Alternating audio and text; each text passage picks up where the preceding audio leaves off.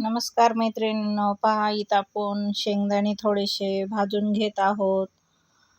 आपलं रोहिणीज किचनमध्ये स्वागत आहे. हॉटेल ताईस आहे.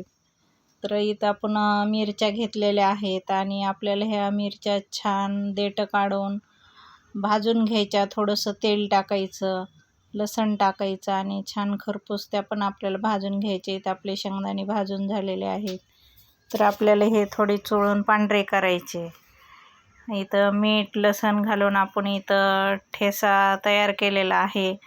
पण मध्ये खूप ऑर्डरचे फोन चालू होते, त्याच्यामुळं बाकीचा व्हिडिओ घ्यायचा राहून गेला. तर मी तुम्हाला पुढच्या पुढचा आपण जो ठेचा बनवतो त्याच्यामध्ये मी तुम्हाला पूर्ण आपला ठेचा दाखवून की कसा बनायचा आहे. ह्याच्या अगोदर पण मी व्हिडिओ शेअर केलेला आहे तुमच्यासोबत, पण आज परत बनवत होते तर म्हणलं चला आणखीन एकदा दाखवू. तर मी उद्या परवा आपल्याकडं रोज थाळीला ठेचा लागतोच, त्याच्यामुळे आपण बनवतो.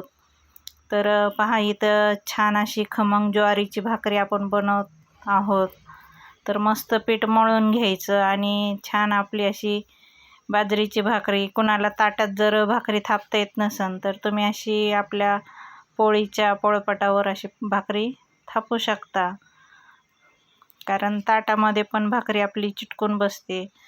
तर पहा किती छान आपली अशी भाकरी गोल गोल झालेली आहे आणि खूप मोठ्या साईजमध्ये पण आहे. व्हिडिओ आवडल्यास लाईक सबस्क्राईब करा.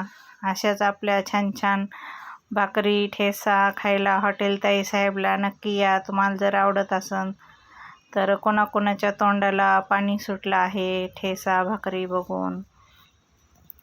तर नक्कीच तुम्ही खायला या आणि भाकरी कशी झाली मला कमेंटमध्ये नक्की सांगा. तर पहा इथं आपल्याला ह्या भाकरींची पण अशी ऑर्डर असते, त्याच्यामुळे आपण ह्या भाकरी बनवत असतो.